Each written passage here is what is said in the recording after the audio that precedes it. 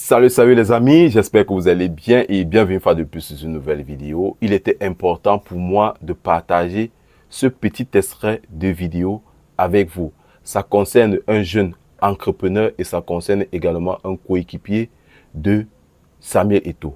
Avant d'y en venir les gars, si vous êtes nouveau sur la chaîne, je vous invite à vous abonner, à partager, à commenter, à liker et surtout activer la cloche de notification pour ne rater aucune de nos prochaines vidéos. Nous sommes là pour représenter le 237. Nous allons directement entrer dans le vif du sujet.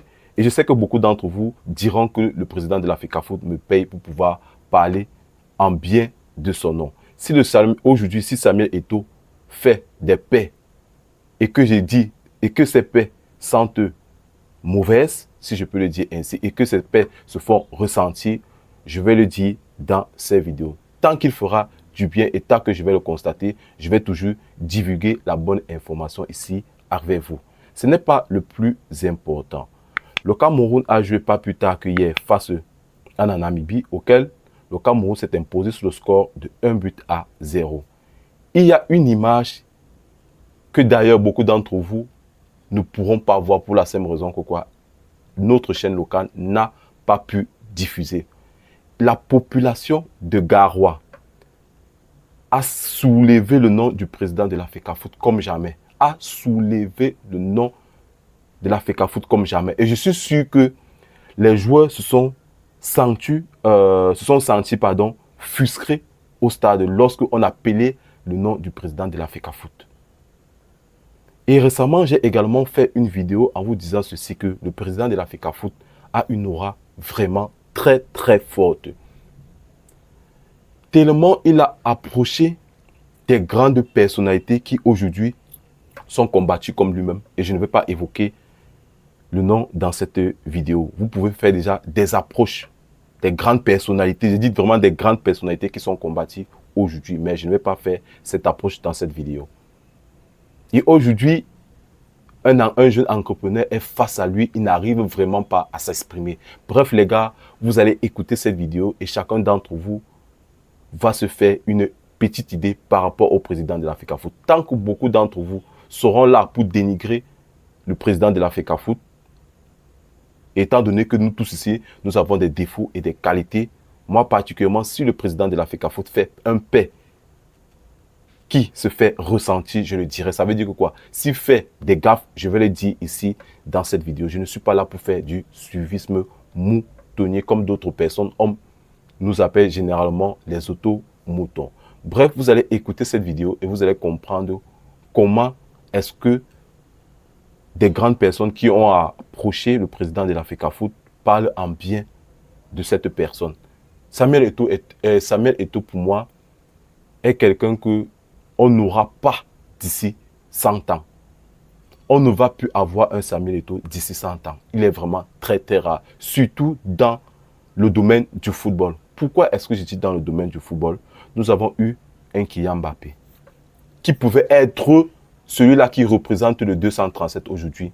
Tellement la gestion a fait en sorte que nous l'avions perdu. Nous avons également les Tchouaméni, nous avons également les Saliba. Voilà 3 Camerounais qui pouvaient représenter le 237, qui pouvaient représenter leurs origines, mais ils n'ont pas pu le faire parce que quoi, la gestion était calamiteuse durant les années antérieures. Aujourd'hui, le président de la FECAFOOT veut gérer ce problème, veut régler ce genre de problème. Et je ne vais pas vous mentir que même Marbrice, à l'heure actuelle, n'a pas pu amener d'autres personnes pour la simple raison que c'est le président de la FECAFOOT qui décide de ramener qui? Brian Bomo, Christopher Wu, Olivier Cham, Jackson Tchatchoua. Ces gars-là étaient sous l'air de Rigobertson.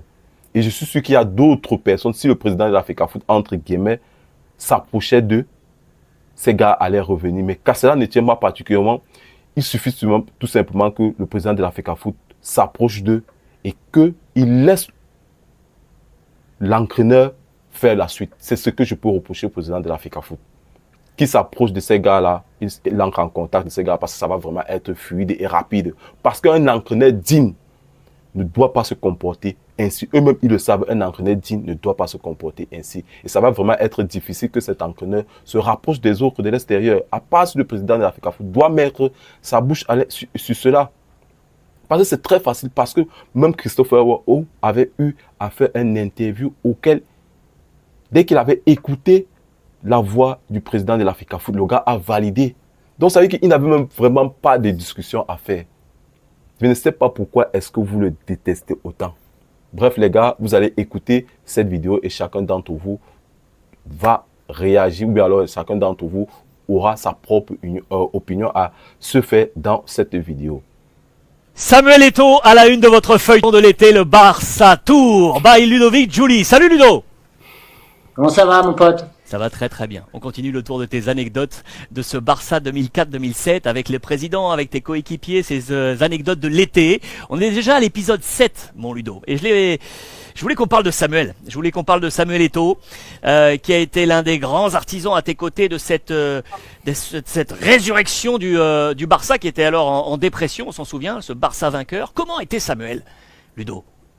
Écoute, on a tous l'image de Samuel, tu sais, quand il fait des interviews, tu l'as interviewé il y a quelques années, l'aplomb qu'il a, tu vois, l'assurance qu'il a et des fois Ouais. peut-être la prétention qu'il a. Mais si tu veux, c'est un amour. Moi, ça a été pour moi vraiment un grand frère parce qu'il m'a beaucoup aidé. Il m'a beaucoup aidé et si tu veux, c'est un mec qui est sûr de lui. Je te dis ça parce que il a jamais douté. Et lors de la finale, je te donne ce qui s'est passé lors de la mi-temps contre le l'Arsenal à la mi-temps de la Finale de Ligue des Champions face à Arsenal. On perd 1-0, on est tous un peu la tête dans le cul et lui il se lève, il dit les gars, je vais marquer. Ne vous inquiétez pas, je vais marquer. On va égaliser et on va gagner ce match. Je vous le dis et je vais le faire. Le coach il dit rien, on se regarde tous comme ça. On verra quoi. Je dirais bon le mec il est Samuel quoi. Nous on le connaissait comme ça, mais de là, il a jamais fait ça de prendre les responsabilités, de le dire devant tout le groupe, tu vois. Il a fait à l'entraînement quand on a fait des réunions tout ça, mais comme ça de prendre ses responsabilités, de dire ouais les gars je vais marquer, vous inquiétez pas. On va À la égaliser. mi-temps de la finale de la Ligue des Champions et tu perds 1-0 et il faut y aller quand On même. perd à 0, ils sont eux à 10 et nous on n'a pas d'occasion. Et on a la tête, je t'ai dit, on a la tête dans le guidon. Hein. Rappelle qui est le coach? Et là, hein? Rappelle qui est le coach? Chez vous. Rijkaard, comme vous dites en. Ouais, Frank Rijkaard, Frank qui Rijkaard. lui se tait. Donc il est dans le mutisme. Il Il attend. n'y a pas eu une phrase. Alors quand Samuel a parlé, après il y a eu la sonnerie, et là le coach dit allez vamos, on y va tous ensemble. Et, tu vois, il nous a quand même remis ensemble. On a fait le cercle, on a fait un, deux, trois, Barça et on est sur le terrain. Mais le problème c'est que ce que dit Samuel, c'est qu'il l'a fait. C'est qu'il il égalise. Et là, dans nos têtes, on a quoi moi, hein, je parle de moi quand je suis sur le terrain, je suis sûr qu'on va gagner. Parce que Samuel, il vient de marquer. Et ouais. Son discours, il est dans ma tête. Et ouais, vous êtes galvanisé Son par le discours, discours. Donc moi, si tu veux, je dis c'est bon, le mec il marque, on va gagner le match.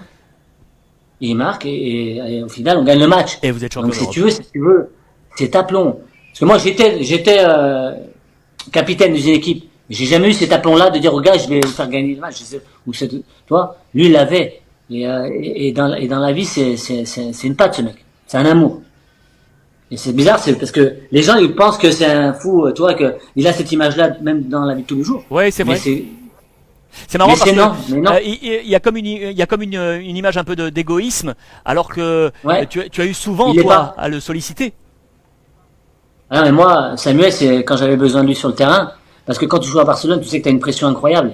T'as des Larsson, Gudjohnsen, des Messi qui arrivent là et qui sont derrière. Et qui sont là à te dire bon, enfin faut pas mon petit, je vais prendre ta place.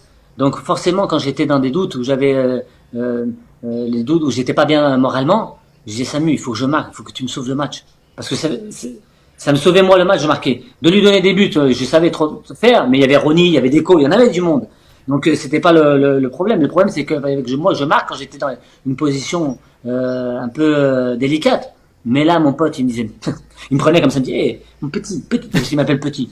Hé, petit, mais je te fais marquer là, t'inquiète. On joue à Mallorca, j'étais un peu en porte-à-faux pour jouer. Je lui dis, Samuel, là, j'ai besoin de toi. Mais, petit, c'est bon, je vais te faire marquer. Un contre le gardien. Samuel Eto'o. Qu'est-ce qu'il fait? Petit décalage, je marque. J'ai fait 50 000 bisous. Je savais que le week-end après, il y avait un gros match. je devais jouer, c'est pas si c'était le Real ou un autre, je savais que j'allais jouer. Donc si tu veux, j'étais tellement content que j'étais même plus sur le truc, je pensais déjà que j'allais jouer déjà titulaire après, tu vois. Parce que tu peux pas imaginer la pression qu'on a quand on est à Barcelone, puis il y a des grands joueurs derrière toi et c'est énorme, quoi.